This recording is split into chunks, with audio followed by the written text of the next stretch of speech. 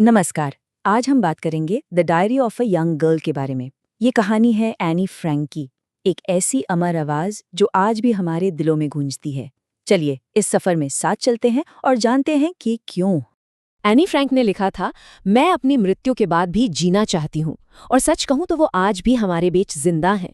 एक लाइन, बस एक लाइन उनकी पूरी कहानी का निचोड़ है। एक ऐसी इच्छा जो किसी भी त्रासदी से कहीं ज्यादा बड़ी थी। तो सवाल ये है कि कैसे एक छोटी सी लड़की की पर्सनल डायरी, जो सिर्फ एक फुसफुसाहट थी, पूरी दुनिया के लिए उम्मीद की दहाड़ बन गई। चलिए देखते हैं। जरा सोचिए, एक ऐसी दुनिया जो युद्ध और नफरत की आग में जल रही है, और उस दुनिया में एम्स्टरडैम के एक घर में एक किताबों की अलमारी के पीछे एक लड़की लिख रही थी। वो इसलिए नहीं लिख रही थी कि दुनिया उसे याद रखे, नहीं। वो तो बस खुद को समझने के लिए, उस मुश्किल वक्त को सहने के लिए लिख रही थी। और देखिए, उसी लिखने की आदत ने 20वीं सदी की सबसे ताकतवर आवाजों में से एक को जन्म दे दिया। लेकिन इस आवाज को, इसकी गहराई को समझने के लिए हमें उस दुनिया को समझना होगा जिसमें एनी जी रही थी। वो जलती हुई दुनिया जिसने एनी को बनाया। ये टाइमलाइन देखिए। ये एनी की छोटी सी जिंदगी की एक बहुत ही दर्दनाक कहानी कहती है। जन्म हुआ 1929 में जर्मनी में। फिर 1934 में जब हिटलर सत्ता में आया तो उनका परिवार भागकर नीदरलैंड्स चला गया। लेकिन खतरा वहां भी पहुंच गया।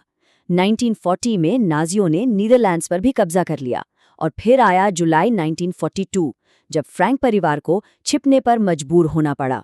पूरे 761 दिन, मतलब 2 साल से भी ज्यादा का वक्त। जरा सोचकर देखिए, 8 लोग एक छोटी सी गुप्त जगह में हर पल इस डर में जी रहे थे कि कहीं पकड़े ना जाएं। तो ऐसे घुटन भरे माहौल में, जहां सांस लेना भी मुश्किल था, एनी को एक सहारा मिला। एक ऐसी जगह जहां वो सच में आजाद थी। और वो सहारा थी उसकी डायरी, जिसका नाम उसने रखा था किट्टी। किट्टी सिर्फ एक डायरी नहीं थी, वो एनी की सबसे अच्छी, सबसे भरोसेमंद दोस्त थी। एक ऐसी पनाहगाह जहां वो बिना किसी डर के, पूरी ईमानदारी से अपने दिल की हर बात कह सकती थी। एनी ने खुद लिखा है, जब मैं लिखती हूँ तो मैं अपनी सारी चिंताएं दूर कर सकती हूँ। मेरा दुख गायब हो जाता है, मेरा साहस फिर से जन्म लेता है। मतलब एक ऐसी दुनिया में जहां उसकी आवाज को खामोश कर दिया गया था। लिखना सिर्फ जिंदा रहने का तरीका नहीं था, ये तो एक तरह का विद्रोह था। और ये विद्रोह सिर्फ बाहरी दुनिया से नहीं था, नहीं। एनी के अंदर भी एक सफर चल रहा था। एक बहुत बड़ा बदलाव आ रहा था। आप जानते हैं, एनी के अंदर जैसे 2 लोग रहते थे। एक थी हल्के फुल्के दिल वाली एनी, जो हंसती खेलती थी, जिसे दुनिया देखती थी। और दूसरी थी गहरी सोच वाली एनी, जिसे सिर्फ और सिर्फ उसकी डायरी किटी जानती थी। ये उसके अंदर चल रहे एक संघर्ष, एक आत्मखोज की कहानी है। उसका ये कहना कि लोग आपको अपना मुंह बंद रखने के लिए कह सकते हैं, लेकिन ये आपको अपनी राय रखने से नहीं रोकता। ये साफ दिखाता है कि एनी सिर्फ एक शिकार नहीं थी, वो एक विचारक थी। एक ऐसी आवाज जो हर दिन के साथ और मजबूत होती जा रही थी, जो हर चीज पर सवाल उठा रही थी।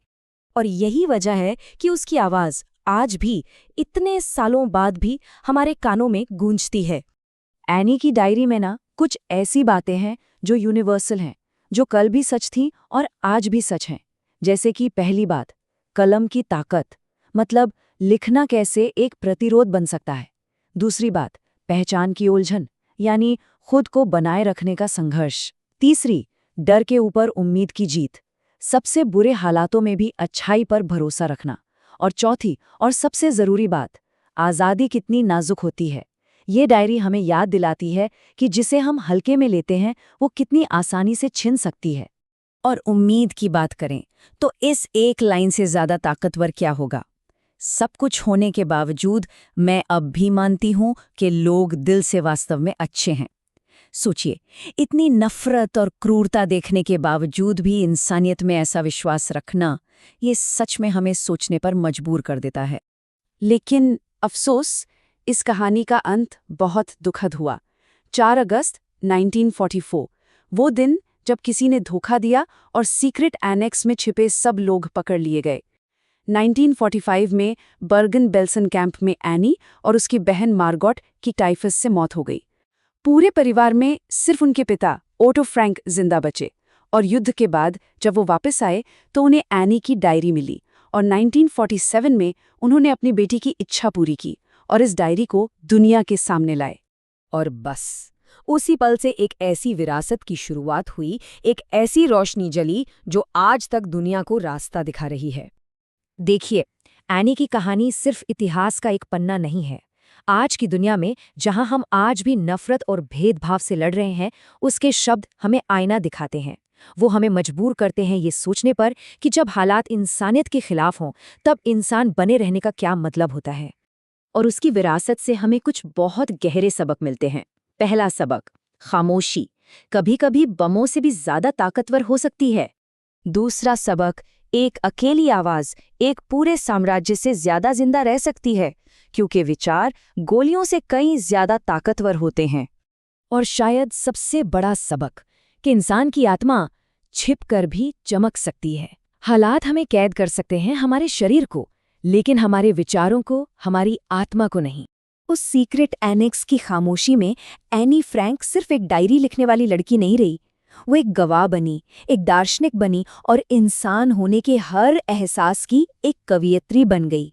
और आखिर में वह हमारे लिए एक सवाल छोड़ जाती है, एक ऐसा सवाल जो तब भी जरूरी था और आज भी है। जब दुनिया में इंसानियत खत्म हो रही हो, तब इंसान होने का असली मतलब क्या है?